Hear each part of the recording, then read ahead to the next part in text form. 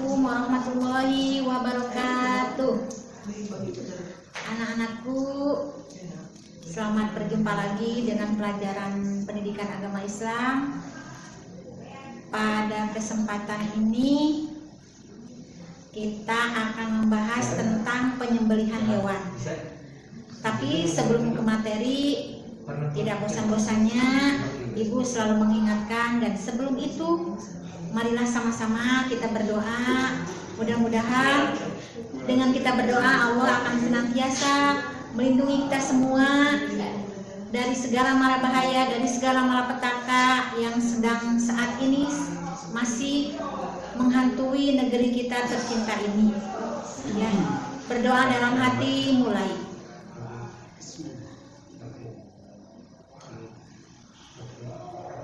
Ya, selesai anak-anak.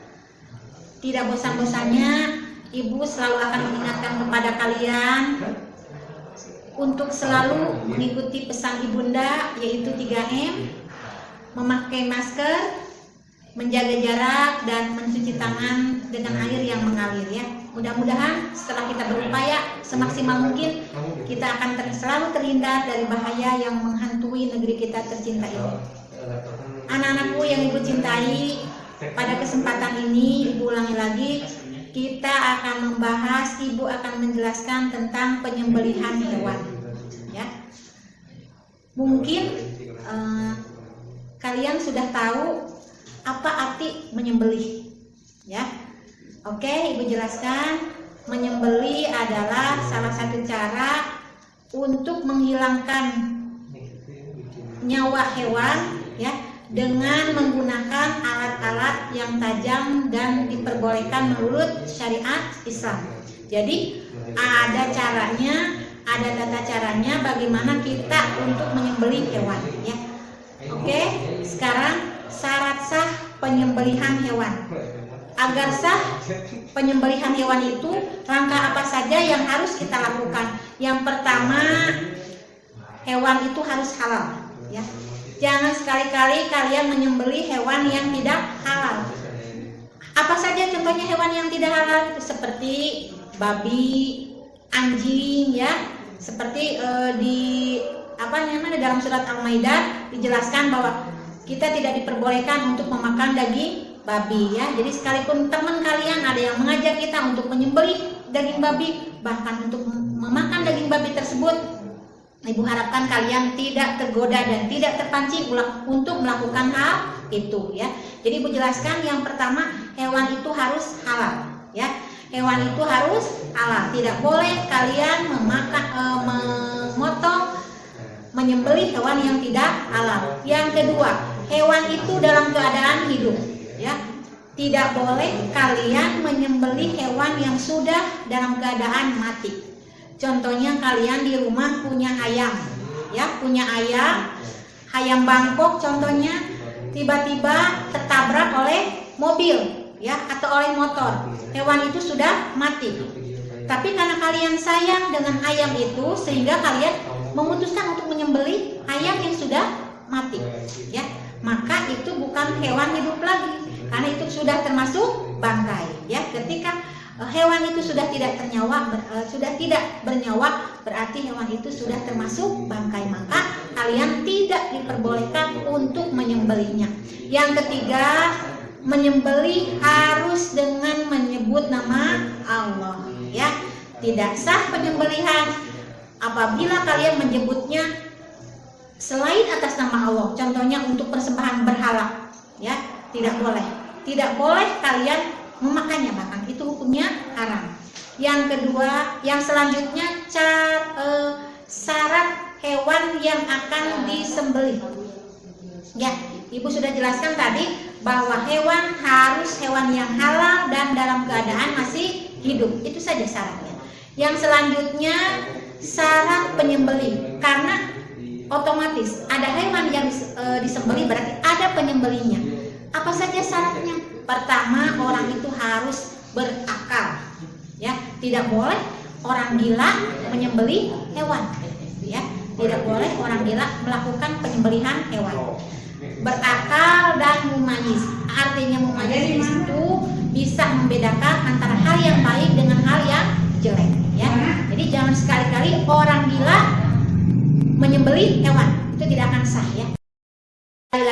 Jadi orang gila tidak sah, bahkan mungkin tidak diperbolehkan untuk menyembelih hewan, karena dalam syarat sah penyembelih haruslah orang yang berakal, yaitu yang berakal sehat dan mumayyiz, artinya orang yang bisa membedakan mana yang baik dan mana yang jelek. Ya, syarat penyembelih yang kedua adalah muslim, ya. Jadi syarat sah penyembelih itu haruslah seorang muslim. Selanjutnya ahli kitab, artinya orang Protestan, Katolik juga diperbolehkan untuk menyembelih hewan, ya.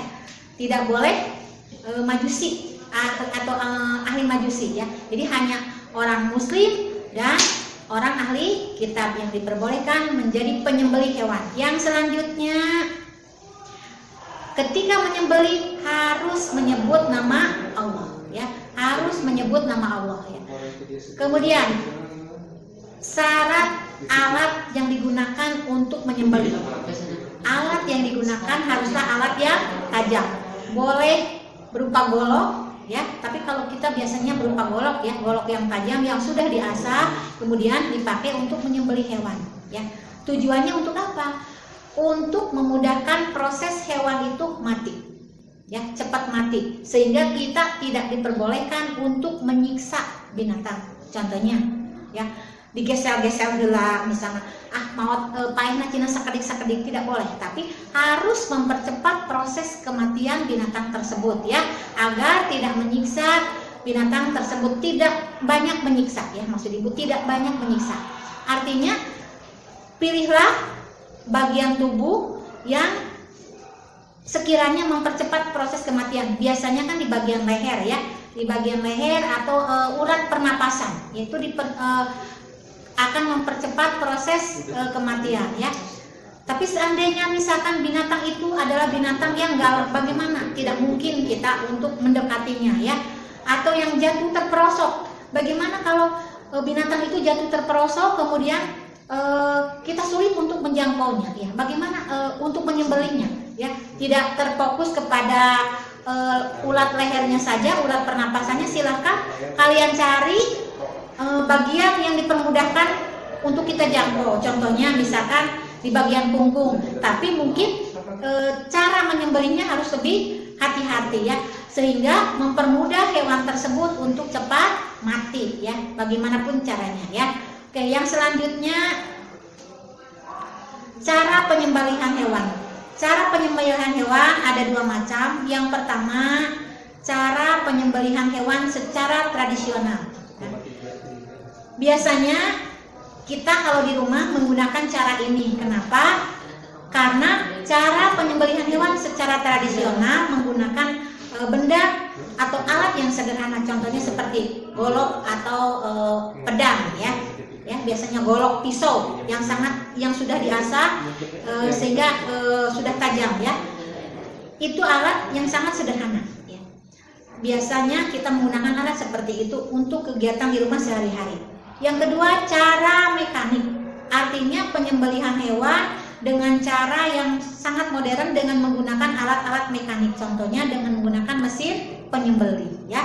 Jadi kita bisa membayangkan, kalian bisa membayangkan kalau dalam sehari seorang pedagang ayam potong menyembelih 1000 ekor, taruhlah 500 ekor binatang, tidak mungkin satu-satu geresel, itu akan lama waktunya, ya.